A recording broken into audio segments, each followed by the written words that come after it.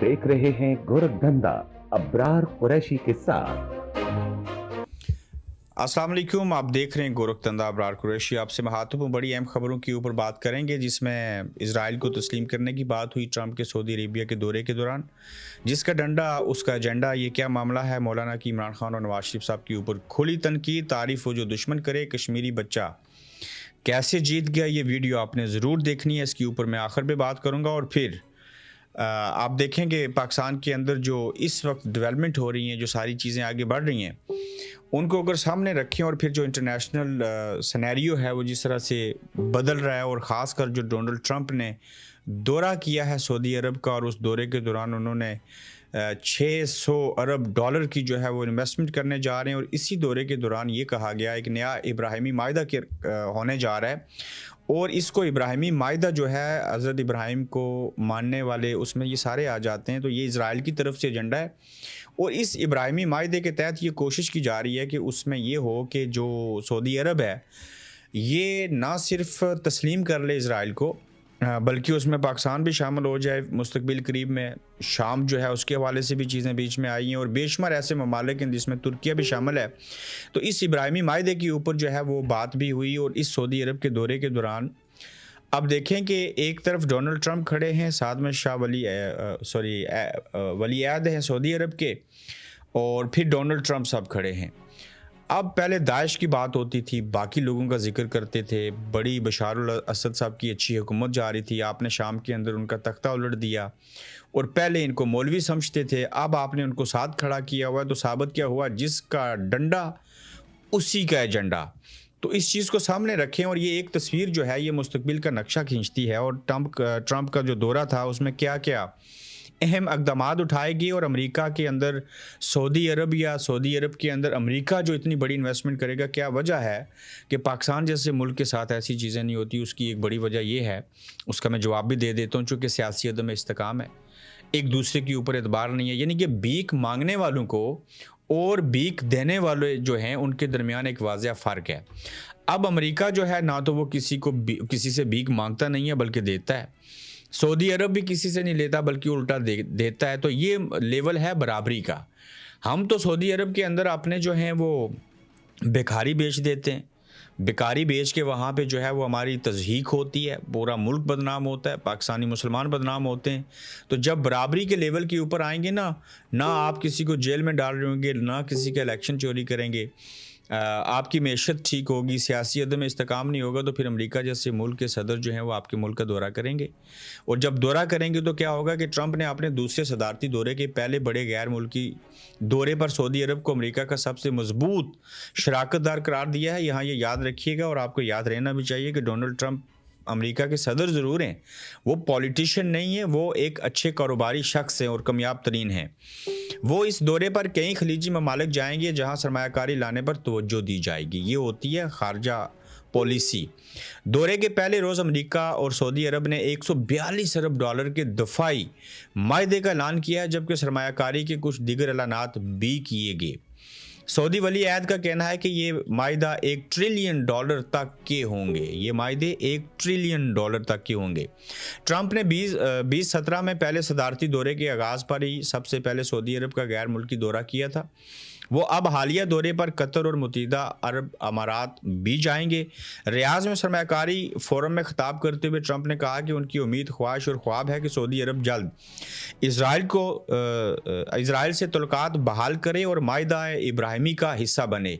माहिदा इब्राहिमी क्या है, इसके ऊपर बारोज़ हफ्ते के रोज़ मेरी एक वॉइस ओवर स्टोरी आएगी, उसको आपने ज़रूर देखना है, चूँकि ये पूरी दुनिया के ऊपर और बिलखुसूस मुस्लिम ममालिक के ऊपर और मिडल ईस्ट और गल्फ़ की जो कंट्रीज़ हैं इनके ऊपर ये इम्पैक्ट डालेगा। और आप देखेंगे कि कैसे इज़राइल, अमेरिका, मिडल ईस्ट के ये जो इस्लामी ममालिक हैं और इंक्लूडेड पाकिस्तान के ऊपर भी उसके असरात मरतब होंगे। तो ये चीज़ें किस तरफ जाएंगी। ट्रंप ने कहा कि अगर ऐसा हुआ तो ये मशरिक़ वस्ता के मुस्तक़बिल के लिए बहुत अहम पेशरफ्त होगी। कैसे हुआ, तो انہوں نے اس خواہش کا اظہار کیا ہے اور یہ ان کا خواب ہے کہ سعودی عرب جلد اسرائیل سے تعلقات بحال کرے اور معاہدہ ابراہیمی کا حصہ بنے. پھر کہتے ہیں کہ اگر ایسے ہو گیا تو یہ بہت اہم پیش رفت ہوگی مشرق وسطیٰ میں اور سعودی عرب یہ فیصلہ اپنے لیے مناسب وقت میں کر سکتا ہے.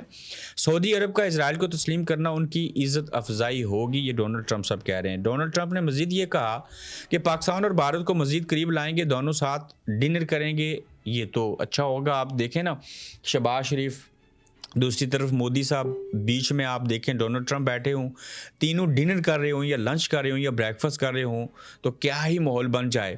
تو بہرحال یہ جو ہے وہ معیشت کی وار ہے، اپنے اپنے مفادات ہیں، اس کے ساتھ پالیٹکس بھی ہو رہی ہے، چیزیں بھی ہو رہی ہیں. تاہم یہ پہلے بھی میں نے آپ کو کہا تھا کہ یہ جو سعودی عرب کا ڈونلڈ ٹرمپ کا دورہ ہے یہ نہایت ہی اہمیت کا عمل ہے. اس میں اسرائیل والی چیز آ گئی، معاہدہ ابراہیمی سامنے آ گیا، $1 ٹریلین تک کی دونوں ممالک انویسٹمنٹ کریں گے. پاک بھارت کے تعلقات جو ہیں ان کو قریب لانے کی بات بھی ہو چکی.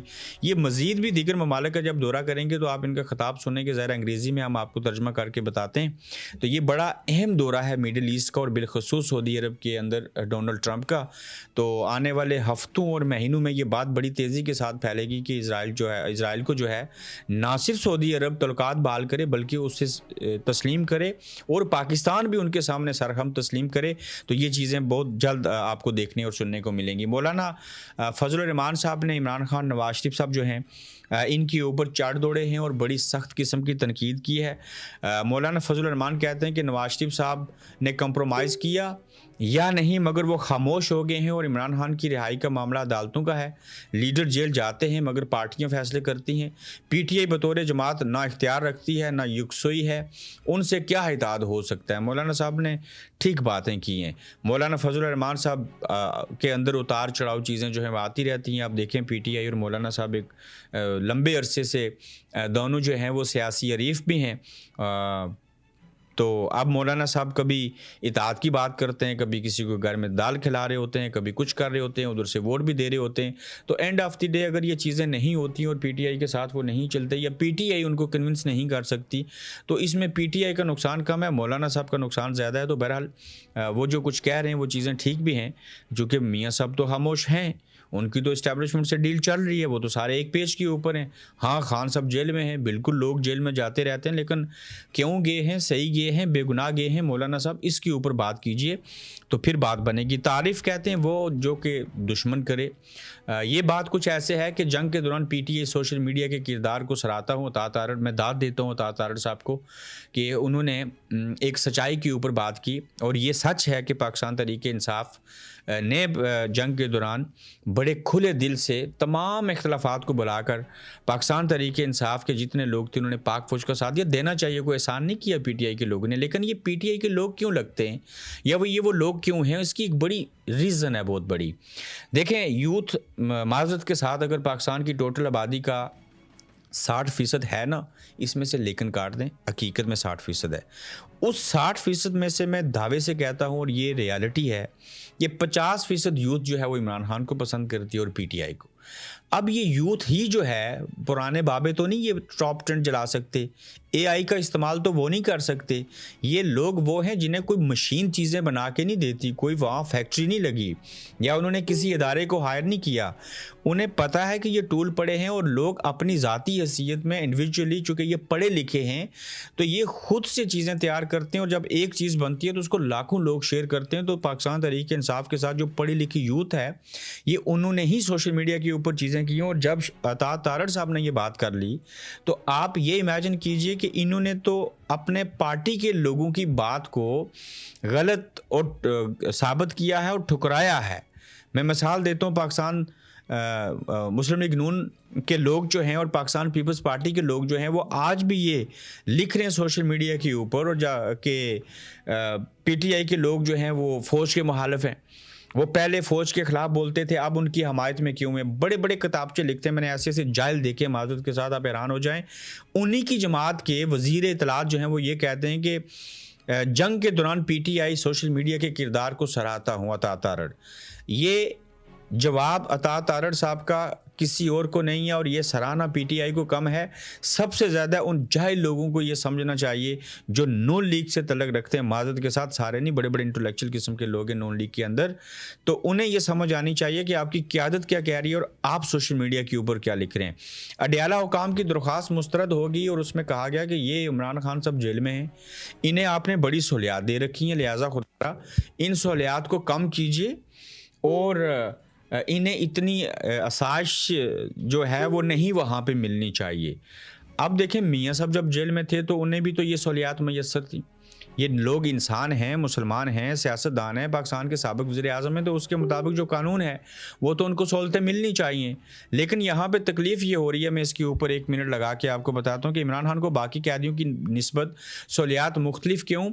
اڈیالہ جیل حکام نے اس نقطے پر عدالت میں جمع کرائی رپورٹ میں نیا پنڈورا باکس کھول دیا۔ اڈیالہ جیل کے حکام یہ کہہ رہے ہیں کہ عمران خان کو عام قیدیوں کی طرح رہنا چاہیے اور باقی قیدیوں سے زیادہ مختلف چیزیں سہولیات زیادہ کیوں دی گئی۔ جیل رولز میں بیرون ملک بات کرانے اور ذاتی مالک چیک اپ کا کوئی ذکر موجود نہیں ہے۔ عدالت 10 جنوری اور 3 فروری کے آرڈرز پر عمران خان کی بیرون ملک بچوں سے بات کرانے اور ذاتی مالک چیک اپ کی اجازت دینے پر نظر ثانی کرے، عدالت کرے اور درخواست مسترد کرے، کیونکہ ایک تو وہ مذکورہ قیدی عمران خان کے حوالے سے الزام ہے کہ ناحق اور غیر مجاز سہولیات انجوائے کر رہے ہیں، اس وجہ سے دوسرے قیدی بھی ایسی سہولیات کا مطالبہ کر رہے ہیں، اور عدالت کا عمران خان کے بچوں سے بیرون ملک بات کرانے اور ذاتی مالک چیک اپ کا حکم قیدیوں کے بنیادی حقوق، مساوات اور انصاف سے بھی منافی ہیں۔ آئین کا آرٹیکل 25 تمام شہریوں کے لیے قانونی طور پر برابری کی ضمانت دیتا ہے۔ آئین کا آرٹیکل 25 رنگ، ذات، نسل یا عقیدے کی بنیاد پر امتیاز سے منع کرتا ہے، یہ جیل حکام کہہ رہے ہیں۔ پھر وہ کہتے ہیں کہ عدالت کا مذکورہ حکم مستقبل میں ایک مثال بنے گا جس کے ذریعے عدالتی نظام کو بلیک میل کرنے اور جیل انتظامیہ پر غیر ضروری اور غیر مجاز مطالبات تسلیم کرانے کے لیے استعمال ہو سکتا ہے۔ پھر وہ کہتے ہیں کہ اس وقت اڈیالہ جیل میں 93 غیر ملکی قیدی بھی موجود ہیں جو اپنے پیاروں سے بیرون ملک رابطے کے خواہش مند ہیں۔ بیرون ملک رابطہ کرنے کی سہولت کسی قیدی کو نہیں دی گئی، اس سہولت کو ایک قیدی تک محدود رکھنا امتیازی سلوک کے خلاف ہوگا۔ پنجاب کی جیلوں سے قیدیوں کی جانب سے بڑی تعداد میں درخواستیں آئی ہیں جن میں قیدیوں نے جیلوں میں غیر امتیازی سلوک پر سخت مایوسی کا اظہار کیا۔ یہ سہولیات جیل روز 1978 میں شامل نہیں ہیں۔ اب یہ بات کیوں ہوئی اور اس کے اوپر عدالت نے کیا کہا؟ سب سے پہلی بات کہ یہ جیل حکام نے مطالبہ کیا، درخواست دی ہے عدالت کو۔ پھر یہ آپ نے گزشتہ روز انٹرویو دیکھا ہوگا سلمان کا اور ان کے جو دوسرے بیٹے ہیں عمران خان صاحب کی، انہوں نے انٹرویو دیا، بڑا وائرل ہوا۔ اب ان کے انٹرویو کے بعد بڑی تکلیف ہے اور راستے اختیار کیے جا رہے ہیں کہ کسی طرح سے عدالت ایسا حکم نامہ جاری کر دے جس کے تحت عمران خان کی ان کے بچوں سے بیرونی دنیا میں بات نہ کروائی جائے۔ اس کو وہ بیرونی دنیا سمجھتے ہیں، ٹھیک ہے، وہاں پہ 90 قیدی جو ہیں وہ انٹرنیشنل وہاں پہ ہیں، ان کی آپ ان کے اہل خانہ سے بات نہ کروائیں، وہ تو بات مانی جا سکتی ہے، لیکن وہ بھی غلط ہے۔ کیوں؟ یہ کیسے ہو سکتا ہے کہ وہ ان سے کوئی ملنے بھی پاکستان نہ آ سکے فلائٹ بک کر کے، اور وہ کم از کم مہینے میں ایک بار اپنے اہل و خانہ سے بات بھی نہ کر سکیں؟ آخر انہوں نے ایسا کون سا جرم کیا؟ 302 کا قیدی بھی ہو نا تو یہ اسے بھی حق حاصل ہے پوری دنیا کے اندر۔ یہ تو اسلامی جمہوریہ پاکستان ہے، اس کی تو اسلامی اور شرعی حیثیت دیکھیں تو اس میں بھی انسانوں کے ان حقوق کا ذکر کیا۔ پھر عدالت نے حکم دیا، جو جیل حکام نے درخواست کی کہ عمران خان سے یہ سہولیات واپس لے لی جائیں۔ اہم خبر یہ ہے اس میں کہ وہ جیل حکام کے اس حکم نامے کے اوپر درخواست کے اوپر حکم یہ آیا جیل کا، عدالت کا۔ عمران خان کی جیل سہولیات فراہمی کیس میں بڑی پیش رفت، اسپیشل جج سینٹر نے اڈیالہ جیل حکام کے فیصلے پر نظر ثانی کی درخواست مسترد کر دی اور عدالت کا عمران خان کی بیرون ملک موجود بیٹوں سے ٹیلی فونک گفتگو کرانے اور ذاتی مالک سے چیک اپ کرانے کا حکم دے دیا۔ درخواست رد ہو گئی، الٹا حکم دیا، بات بھی کرواؤ، چیک اپ بھی کرواؤ، ساری چیزیں کرو۔ 21 مئی تک رپورٹ طلب کی گئی ہے اور 10 جنوری، 28 جنوری اور 3 فروری کے عدالتی حکم پر عمل درآمد کریں۔ تمام حقائق کو مد نظر رکھ کر فیصلہ کیا تھا، نظر ثانی کی درخواست مسترد کی جاتی ہے۔ تو یہ ساری صورتحال پیدا ہوئی۔ آخر پہ اس بچے کی ویڈیو آپ نے ضرور دیکھنی ہے۔ اچھا، بھارت کو دھچکا اور ورلڈ بینک کا بڑا بیان جو ہے وہ کس نوعیت کا ہے یہ بھی آپ دیکھیے گا۔ بھارت کے لیے تھوڑی مشکل پیدا ہوئی۔ صدر عالمی بینک نے اپنے ایک بیان میں کہا ہے کہ سندھ طاس معاہدہ معطل نہیں کیا جا سکتا۔ معاہدے میں متلی کی اجازت کی شک نہیں، معاہدے میں عالمی بینک کا کردار سہولت کار کا ہے۔ صدر عالمی بینک نے کہا کہ سن 10 معاہدے میں عالمی بینک کا کردار ثالث کا نہیں، یہ سب باتیں بے معنی ہیں کہ عالمی بینک اس مسئلے کو کیسے حل کرے گا۔ صدر عالمی بینک نے کہا کہ معاہدہ ختم کرنے یا اس میں تبدیلی کے لیے دونوں ممالک کا رضامند ہونا ضروری ہے۔ معاہدے میں تبدیلی یا خاتمے کے حوالے سے شرائط معاہدے میں موجود ہیں۔ دیکھیں یہ جو ورلڈ بینک ہے نا، یہ گرانٹر ہے، اور بٹوین پاکستان اور انڈیا کے جب یہ ڈسپیوٹ ہوا تھا، اور سن 10 معاہدے کا تعلق ہے ڈیمز کے ساتھ، پانی کے ساتھ، تو اس پانی کو وہ روک نہیں سکتا، زیادہ پانی کو بھارت چھوڑ نہیں سکتا، روک کے بھی نقصان ہے، زیادہ پانی چھوڑ کے بھی پاکستان کو نقصان ہے۔ تو یہ بہت اچھی خبر ہے کہ صدر عالمی بینک جو ہیں ورلڈ بینک کے، انہوں نے یہ بیان دے دیا ہے کہ بھارت جو کچھ کر رہا ہے یہ غلط ہے اور اس کو ایسے نہیں کرنا چاہیے، اور کسی بھی شک کو اگر وہ ایسے کرے گا تو ورلڈ بینک جو ہے اس سے انگلینڈ جیسا ملک بھی پیسے لیتا ہے، ٹھیک ہے، امریکہ کو بھی اس کی ضرورت پڑتی ہے، تو لہٰذا اس معاہدے کی اگر خلاف ورزی کی گئی تو اس میں کیا ہوگا کہ نقصان کا باعث بنے گا بھارت کے لیے۔ اس میں ایک نقطہ تھا چھوٹا سا، پھر میں بچے کی ویڈیو پہ آتا ہوں، جس کا ڈنڈا اس کا ایجنڈا۔ آپ دیکھیں امریکی صدر ڈونلڈ ٹرمپ کے بائیں جانب موجود شخص موجودہ شامی صدر کے سر کی کچھ عرصہ پہلے قیمت جو تھی وہ طے تھی۔ یہ داعش اور القاعدہ کا لیڈر تھا، لیکن وسیع تر علاقائی مفادات کے تحت اسے نہ صرف برسر اقتدار لایا گیا بلکہ اس کی قیادت میں شام کا سارا قرض جو IMF کو بقایا تھا وہ سعودی عرب ادا کرے گا۔ اب سعودی شہزادے نے ٹرمپ کی موجودگی میں یہ بھی مہلت لے لی ہے کہ شام پر امریکہ پابندیاں نہیں لگائے گا۔ گویا اس پر مسرت موقع پر لی گئی یادگار تصویر جو ہے وہ آپ دیکھیں تو یہ بڑی اہم پیش رفت ہے۔ اب آ جائیں کہ یہ جو بچہ ہے اس کا کیا معاملہ ہے۔ اس بات کا تعلق جو ہے وہ جذبات کے ساتھ ہے، شعور کے ساتھ ہے، عمران خان کے ساتھ ہے اور آزاد کشمیر کے ساتھ ہے۔ آزاد کشمیر کا ایک ڈسٹرکٹ ہے کوٹلی اور اس کا ایک انتخابی حلقہ ہے سینسا، جہاں سے چودھری اخلاق صاحب جو ہیں وہ PTI کے ٹکٹ کے اوپر الیکشن لڑے تھے۔ آپ وہ فارورڈ بلاک کا حصہ ہیں، وہاں باقی دیگر سیاستدان بھی ہیں، راجہ نصیر اور میں کس کا نام لوں۔ تو یہاں پہ پاک فوج کے حق میں ریلی نکالی گئی، تو اس ریلی کے اندر جو ہے ایک بچہ پاکستان تحریک انصاف کی ٹوپی کیپ پہن کے آ گیا۔